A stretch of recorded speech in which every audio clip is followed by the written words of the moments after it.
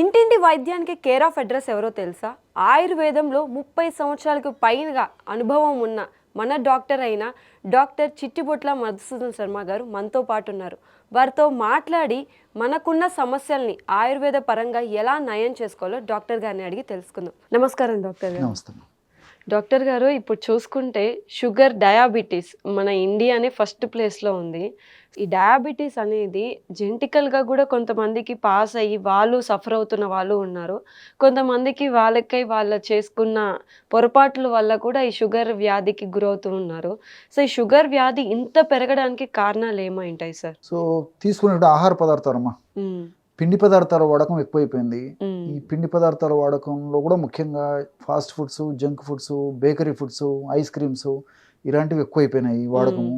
రెండోది మానసిక ఒత్తిడి, వాతావరణ కాలుష్యము, ఇలాంటివి ఒకదానికి ఒకటి తోడు కావడం చేతనే చిన్న వయసులోనే ఈ డయాబెటీస్ వచ్చేదానికి ప్రధాన హేతుభూతాలుగా నిలిచిపోతున్నాయమ్మా. ఓకే. అండ్ ఇది చూసుకుంటే కూడా సార్, అంటే మన ఆయుర్వేదికంలో మాట్లాడుకుంటే షుగర్ బాదం అని చెప్పేసి ఒకటి అవైలబుల్ ఉంది మార్కెట్లో. దానివల్ల షుగర్ అనేది కంట్రోల్ అవుతుంది అని చెప్పేసి మేము విన్నాము. ఆ షుగర్ బాదం అనేది ఎంతవరకు హెల్ప్ చేస్తుంది సార్? బాదం పప్పు అందరికీ తెలుసు కదమ్మా. షుగర్ బాదం అంటే చాలా మంది ఇది కూడా తీపి ఉంటుంది, అదే తీయగా ఉంటుందా ఎలా ఉంటుంది అని చెప్పేసి డౌట్ ఉంటుంది ప్రతి ఒక్కరికి. సో అది ఎలా ఉంటుంది సార్? కాదమ్మా, బాదం పప్పు లాగానే ఇంచుమించు షేప్ అలాగే ఉంటుంది. బాదం పప్పు ఎలాగ ఉంటుందో గోధుమ రంగు, అదే విధంగా దీని యొక్క సీడ్ కూడా ఉంటుందమ్మా. ఓకే. సో కాబట్టి దాన్ని షుగర్ బాదం అనేటువంటి పేరుతో పిలుస్తున్నారు. ప్రపంచవ్యాప్తంగా కూడా న్యాచురల్ రెమెడీస్లో ఈ షుగర్ బాదంకు అత్యంత ప్రాచుర్యత ఉందమ్మా. అంతేకాకుండా ప్రపంచవ్యాప్తంగా జరిగినటువంటి వివిధ రకాలైనటువంటి ఈ రీసెర్చ్ పరిశోధనలు ఏవైతే ఉన్నాయో ఆ పరిశోధనల్లో కూడా మరి ఈ షుగర్ బాదం అనేటువంటి యొక్క ఔషధం ఏదైతే ఉందో, న్యాచురల్ ఔషధము, ఈ షుగర్ వ్యాధిని సమర్థవంతంగా కంట్రోల్ చేస్తుంది అని చెప్పేసి కూడా అనేక రకాలైనటువంటి నిరూపణలు, ఆధారాలు కూడా ఉండడం చేత దీనికి మరింత క్రేజ్ రావడం జరిగిందమ్మా. షుగర్ బాదం యాక్చువల్లీ దీన్ని స్కై ఫ్రూట్ అనేటువంటి పేరుతో పిలుస్తుంటారు. స్కై ఫ్రూట్ సర్వసాధారణంగా ఏదన్నా కాయలు కానీ పండ్లు కానీ ఒక చెట్టు కాచినప్పుడు భూమి వైపు చూస్తుంటాయి. కానీ షుగర్ బాదం చెట్టు యొక్క ప్రత్యేకత ఏంటంటే ఈ పళ్ళు లేదా కాయలు ఆకాశం వైపు చూస్తుంటాయమ్మా. అందుకే స్కై ఫ్రూట్ అనేటువంటి పేరుతో పిలవడం జరిగింది. చాలా పెద్ద పెద్ద చెట్లు. ఇంకోటి ఏంటంటే బిట్టర్ ఆల్మండ్ అనేటువంటి పేరుతో పిలుస్తుంటారు. బిట్టర్ అంటే చేదు, ఆల్మండ్ అంటే బాదం. అదేవిధంగా కదవా బాదం అనేటువంటి పేరుతో పిలుస్తారు. కడవా అంటే చేదు, బాదం అంటే బాదం పప్పు, చేదు బాదం అనేటువంటి పేరుతో దీన్ని పిలుస్తుంటారు, కదవా బాదం అని చెప్పేసి. అదేవిధంగా మహాగోని ప్లాంట్ అని చెప్పి చెప్తుంటారు, క్వీన్ ఆఫ్ ది ప్లాంట్స్ అని చెప్పి చెప్తుంటారు. ఇట్లా రకరకాల పేర్లతో పిలుస్తుంటారు. ప్రధానమైనటువంటి పేరు మాత్రం, ఎక్కువ మంది వాడేటువంటి వాడుకలైనటువంటి పేరు మాత్రం స్కై ఫ్రూట్ అమ్మా. స్కై ఫ్రూట్ నుంచి వచ్చినటువంటి ఆ లోపల ఏదైతే విత్తనాలు దాన్ని షుగర్ బాదం విత్తనాలు, లోపల పప్పును షుగర్ బాదం పప్పు అంటారమ్మా. దీని యొక్క మరొక ప్రత్యేకత కూడా ఏంటంటే అమ్మా, మనకి మార్కెట్లో ఈ షుగర్ బాదం విత్తనాలు దొరుకుతాయి. సో గోధుమ రంగులో ఉంటాయి మా, ఇంచుమించు థిక్ గోధుమ రంగులో కూడా ఉంటాయి. అయితే ఇంచుమించు మనకి ఈ బ్రిక్ కలర్ అంటే బ్రిక్ ఇటుకలు ఉంటాయి కదా, అట్లా గోధుమ రంగు, ముదురు గోధుమ, ముదురు ఇటుక, ఈ రంగులు ఉంటాయి మా. సో దాన్ని మనం అలా కట్ చేసి లోపల తెల్లటి పప్పు ఉంటుంది. సో పప్పే మనం ఔషధంగా వాడుకోవాలి. అంతేగాని మొత్తం ఈ గింజని విత్తనం సహా మింగకూడదమ్మా. లోపల పప్పే తీసుకోవాలి. సో పప్పు కూడా గుణం ఏంటంటే అమ్మా, మీరు బాగా గమనించండి, ఆ పప్పు మీద చేయి టచ్ చేసేసి దాన్ని నాలుక మీద పెట్టుకున్న దాదాపు కొన్ని నిమిషాల వరకు విపరీతమైన చేదు ఉంటుందమ్మా. జస్ట్ అంశ తగిలితే చాలు, దానికి అంత మహత్తరమైనటువంటి శక్తి ఉందమ్మా దాంట్లో. సార్, అంటే ఈ పప్పు ఓన్లీ షుగర్కేనా, లేకపోతే అంటే వాళ్ళు ఇంకేమైనా సమస్యలతో ఇబ్బందులు పడుతుంటే దానికి కూడా ఉపయోగపడుతుందా సార్? సో ప్రధానంగా షుగర్ బాదం కాబట్టి యొక్క షుగర్ నియంత్రణలో ఉంచడానికి ఉపయోగపడుతుందమ్మా. మీకు ఎలా ఉపయోగపడుతుందో చెప్పేసి మిగతా జబ్బులకు కూడా అది ఎలా వాడుకుంటున్నారో కూడా చెప్తానమ్మా. యాక్చువల్గా ఇందులో ప్రోటీన్స్, విటమిన్స్, మినరల్స్ విపరీతంగా ఉన్నాయమ్మా ఈ షుగర్ బాదంలో. దీంతోడు ఆల్కలాయిడ్స్, తర్వాత ఈ సాపోనిన్స్, ఫ్లేవనాయిడ్స్ అనే అనేక రకాలైనటువంటి ఇతర అనేక రకాల రసాయన పదార్థాలు ఉన్నాయి. సో ఈ ఆల్కలాయిడ్స్ అనేవి ఇందులో ఎక్కువగా ఉండడం చేత, ఈ యొక్క ప్రభావం చేత ఈ షుగర్ బాదంను మనం తీసుకున్నప్పుడు మనలో ఉన్నటువంటి, మన దేహంలో ఉన్నటువంటి ప్రతి కణము ఆరోగ్యవంతంగా తయారవుతుంది. అంటే కణాల యొక్క హెల్త్ని కాపాడుతుంది. కాబట్టి దీన్ని బెస్ట్ యాంటీ ఆక్సిడెంట్గా చెప్తుంటారు అనమాట. రెండవది ఏంటంటే ఇందులో ఈ సాపనిన్స్, అదేవిధంగా ఈ ఆల్కలాయిడ్స్ ఇలాంటివి ఉండడం చేత వీటి యొక్క ప్రభావం చేత ఏమవుతుందంటే హైపోగ్లైసిమిక్ ఏజెంట్గా పనిచేస్తుంది. అంటే బ్లడ్లో ఉన్నటువంటి షుగర్ను బాగా తగ్గించేందుకు చాలా చక్కగా ఉపయోగపడుతుంది.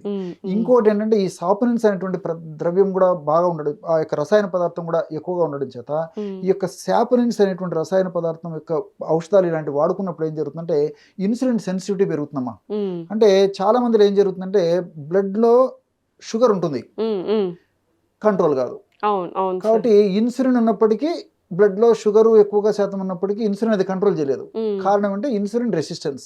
సో ఈ షుగర్ బాదంను వాడుకోవడం వల్ల షుగర్ బాదంలో ఉన్నటువంటి సాపరిన్స్ అనేటువంటి రసాయన పదార్థాలు ఇన్సులిన్ యొక్క సెన్సిటివిటీని పెంచుతాయి. అంటే ఇన్సులిన్ను సమర్థవంతంగా చేయడం వల్ల రక్తంలో ఉన్నటువంటి షుగరు ఏదైతే ఉందో ఆ షుగరు కణంలోకి త్వరగా ప్రవేశిస్తుంది అన్నమాట.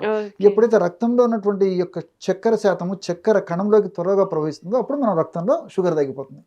ఆ విధంగా కూడా ఇది పనిచేస్తుంది. అంతేకాకుండా ఈ షుగర్ వ్యాధిగ్రస్తుల్లో మరి కొన్నాళ్ల పాటు ఈ షుగరు వాళ్ళకు ఉండేసరికి కొన్ని సంవత్సరాల తర్వాత కానీ లేకపోతే ఇంకో కొన్నాళ్ళ తర్వాత కానీ వీళ్ళకు ఈ రక్తనాళాల జబ్బులు, కొలెస్ట్రాల్ సంబంధించిన జబ్బులు, గుండె జబ్బులు, హార్ట్ అటాక్స్ ఇలాంటివన్నీ వస్తుంటాయమ్మా. కాబట్టి ఇందులో ఫ్లేవనాయిడ్స్ విపరీతంగా ఉన్నాయి. సో ఫ్లేవనాయిడ్స్ అనేటువంటి రసాయన పదార్థాలు ఉన్నటువంటి షుగర్ బాదాంను మనం షుగర్ నియంత్రణకు వాడుకున్నప్పుడు షుగర్ నియంత్రణలో ఉంచడమే కాకుండా ఇవేం చేస్తాయంటే ఈ రక్త ప్రసరణను బాగా కలగజేసేసి సమస్తమైనటువంటి భాగాలకి రక్త ప్రసరణ బాగా కలగజేసేసి అంతేకాకుండా మన దేహానికి హాని చేసేటువంటి, చెడుపు చేసేటువంటి, ఇబ్బంది పెట్టేటువంటి, ఇతర జబ్బులు కలగజేసేటువంటి ఎల్డిఎల్ అనేటువంటి, విఎల్డిఎల్ అనేటువంటి, ట్రైగ్లిజరైడ్స్ అనేటువంటి కొలెస్ట్రాల్ని తగ్గించేసేసి మన దేహానికి మంచి చేసేటువంటి HDL cholesterol, high density lipoproteins అంటారు.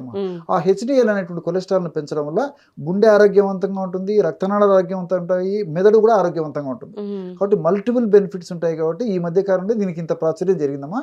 ఇంతేకాకుండా మరి ఇదే యొక్క ఔషధము ఆడవాళ్ళలో కామన్గా ఈ మధ్య కాలంలో మరి చాలా మంది ఆడవాళ్ళకమ్మా పీసీఓడి సమస్య వస్తుంది.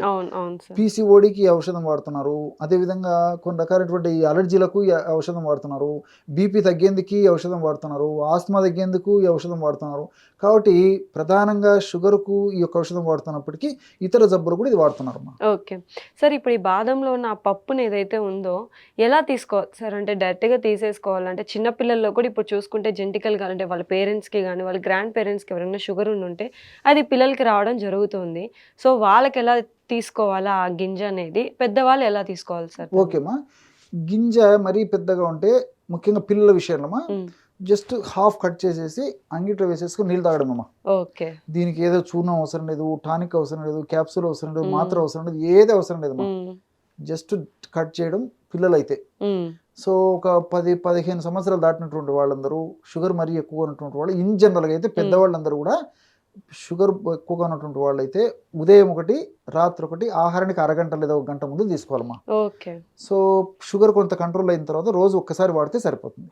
కాబట్టి అది వాడేటువంటి విధానం కూడా నేను ఇంతకుముందు చెప్పాను కదమ్మా, చేదు ఉంటుంది కాబట్టి మరి కట్ చేసేసి లోపల పప్పును తీసుకొని అంగిట్లో వేసేసుకొని నీళ్ళు తాగేసేయాలి. నాలుకకి తగిలితే ఏమైతుందంటే చేదు ఎక్కువ ఉంటుంది కాబట్టి కొంతమంది చేదు భరించలేరు. కానీ మరి ఈ మధ్య కాలంలో నేను కొంతమందిని గమనిస్తున్నామా, పేషెంట్లు మాకు దైనందిన జీవితం వచ్చేటువంటి పేషెంట్లు కూడా చెప్తుంటారు, సార్ మేము నమ్ముకొని తింటున్నాం సార్, మాకు షుగర్ తగ్గితే బాగుంటుందనే ఉద్దేశంతో షుగర్ కూడా మాకు బాగా కంట్రోల్ అవుతుంది సార్, కాబట్టి మేము నమ్ముకొని తీసుకుంటున్నాం అని చెప్తాను. నేను కూడా కొంతమంది చెప్తున్నామా, నమిలి తినడం వల్ల కూడా ఎలాంటి ఇబ్బంది ఉండదు, కానీ చేదు ఉంటుంది కాబట్టి మేము సజెస్ట్ చేసేది ఏమంటే అంగిట్లో వేసుకొని నీళ్ళు తాగమని చెప్తుంటారు. అంటే రోజు పొద్దున ఒకటి, సాయంత్రం ఒకటి. సో సమస్య కొద్దిగా ఉంటే రోజు ఒకటైతే సరిపోతుంది. ఇంతవరకు జరిగినటువంటి ఇంచుమించు ఎక్కువ శాతం పరిశోధనలు కూడా 2 కంటే మించి వాడకూడదని చెప్పేసి తెలియజేస్తున్నాయి. కాబట్టి పరిశోధనల యొక్క మన యొక్క వాటిని బట్టి అనుసరించి మనం ముందుకు వెళ్ళాలి. కాబట్టి సో రోజు 1 నుంచి 2 వరకు వాడుకోవచ్చు. ఓకే సార్, అంటే షుగర్ అనేది చాలా మందికి అది తగ్గని ఒక వ్యాధిలాగా ఫీల్ అవుతుంటారు. సో వాళ్ళ కోసం మీరు చాలా మంచి చిట్కా అయితే చెప్పారు సార్. ఇది ఈ గింజ అయితే ఏదైతే ఉందో, అంటే చాలా మందికి అవగాహన కూడా లేకపోయి ఉండొచ్చు, ఇది దేని వల్ల ఉపయోగపడుతుంది, దేనికి ఉపయోగపడుతుంది అని తెలియక ఇన్సులిన్స్ అని చెప్పేసి ఏవేవో తీసుకుంటూ ఉంటారు. సో ఇప్పుడు నా డౌట్ ఏంటంటే సార్, ఇప్పుడు కొంతమంది ఇన్సులిన్స్ అండ్ షుగర్ మాత్రలు వాడుతూ ఉంటారు. సో వాళ్ళు కూడా ఈ గింజ అనేది తీసుకోవచ్చా సార్, ఈ విత్తనాన్ని? చాలా మంచి ప్రశ్న వేశారమ్మా. ఈ మధ్య కాలంలో ఒక్క మెడిసిన్ పనిచేయకపోయేసరికి మందు డోస్ పెంచాల్సి వస్తుంది. వైద్యులు కూడా తప్పని పరిస్థితుల్లో మరి నిర్ణయం తీసుకుని ఆ విధంగా చేయాల్సిన పరిస్థితి ఏర్పడుతుందమ్మా. సో డోస్ పెంచినప్పటికీ కొంతమందికి షుగర్ కంట్రోల్ కంట్రోల్ అవుతుంది. సో ఇంకొక మందు యాడ్ చేయాల్సి వస్తుంది. ఆ మందుతో కూడా కొన్నాళ్ళు పనిచేసి మళ్ళీ అది పనిచేయడం మళ్ళీ ఇంకొక మందు యాడ్ చేయాల్సి వస్తుంది. ఈ విధంగా మెడిసిన్స్ ఎక్కువగా యాడ్ చేయడం వల్ల షుగర్ కంట్రోల్లో ఉండకపోవడం మరొక విషయం, కానీ అనేక రకాలైన సైడ్ ఎఫెక్ట్స్ వస్తాయి. తప్పని పరిస్థితుల్లో ఇన్సులిన్ కూడా వాడాల్సి వస్తుందమ్మా. కొంతమందికి మందులు వాడినా ఇన్సులిన్ వాడినా కంట్రోల్ కావడం ఒక స్థాయి వరకు కొంతమంది కంట్రోల్ అవుతాయి, అది అంతవరకు కూడా కొంత కంట్రోల్ కానటువంటి పరిస్థితి ఏర్పడుతుందమ్మా. ఇది నిజంగా దురదృష్టకరమైన పరిణామము. ఈ నేపథ్యంలో మరి వైద్యులు సూచించిన మేరకు వాళ్ళు చెప్పినటువంటి పద్ధతిలో ఆధునిక కృత్రిమ రసాయన ఔషధాలు, టాబ్లెట్స్ కానివ్వండి లేకపోతే ఇంజెక్షన్ కానివ్వండి వాళ్ళు చెప్పినట్లు వాడుతూ ఈ షుగర్ బాదంను కూడా వాడుకోవడం వల్ల మల్టిపుల్ బెనిఫిట్స్ ఉంటాయి. సర్వసాధారణంగా మరి నెలకు కానీ 2 నెలలకు కానీ వైద్యుల వద్దకు వెళ్ళినప్పుడు షుగర్ వాళ్ళు ఎంత ఉందని చెప్పేసి వాళ్ళు టెస్ట్ చేయిస్తారు. కాబట్టి ఎప్పుడైతే షుగర్ లెవెల్స్ తగ్గుతాయో అప్పుడు న్యాచురల్గానే ఆధునిక కృత్రిమ రసాయన ఔషధాలు కూడా సర్వసాధారణంగా డాక్టర్లు కూడా తగ్గిస్తారమ్మా. సో దానివల్ల ఏంటంటే మనకు సైడ్ ఎఫెక్ట్స్ తగ్గిపోతాయి. తర్వాత రెండోది ఏంటంటే తక్కువ డోసులోనే మెండైనటువంటి ఫలితాన్ని పొందగలడానికి అవకాశం ఉంటుంటుంది. కాబట్టి వైద్యులు సూచించిన మేరకు ఔషధాలు వాడుకుంటూ కూడా ఇది వాడుకోవడం మంచిదని చెప్పేసి నా అభిప్రాయం అమ్మా. షుగర్ బాదం. ఓకే. సో చాలా చక్కగా చెప్పారు సార్. అంటే ఎవరికి తెలియదు ఇంతవరకు, నాకు తెలిసి షుగర్కి ఇది ఒకటి ఉంది అని చెప్పేసి. సో వాళ్ళకి ఇప్పుడు ఇది తెలియడం వల్ల వాళ్ళకి కూడా ఒక ఉపశమనం అనిపిస్తుంది. ఓకే, షుగర్కి కూడా ఒకటి ఉంది, ఒక తీసుకునే ఒక గింజలాగా ఉంది అని చెప్పేసి. So thank you so much sir. So చూస్తున్నారు కదా, ఎవరైతే షుగర్తో బాధపడుతున్నారో తప్పనిసరిగా ఒకసారి ట్రై చేయండి. ఏదైనా ట్రై చేస్తేనే కదా మనకు తెలిసేది. సో మందుల కంటే ఇది అనుకోండి, మనకి ఎటువంటి సైడ్ ఎఫెక్ట్స్ కూడా ఇవ్వదు. షుగర్ బాదం మార్కెట్లో కూడా చాలా ఈజీగా అవైలబుల్ ఉంది. సో ట్రై చేయండి. ట్రై చేశాక మీకు ఎటువంటి ఫలితాలు ఇచ్చింది అనేది కింద కామెంట్ సెక్షన్లో తెలిపితే ఇంకో 10 మందికి తెలుస్తుంది దాని గురించి. అలాగే మీకున్న సమస్యల్ని నిర్మోహమాటంగా కామెంట్ రూపంలో తెలియజేస్తే డాక్టర్ గారితో మాట్లాడి దానికి సంబంధించిన టిప్స్ని డాక్టర్ గారిని అడిగి తెలుసుకుందాం. థ్యాంక్స్ డాక్టర్ గారు. ఓకే.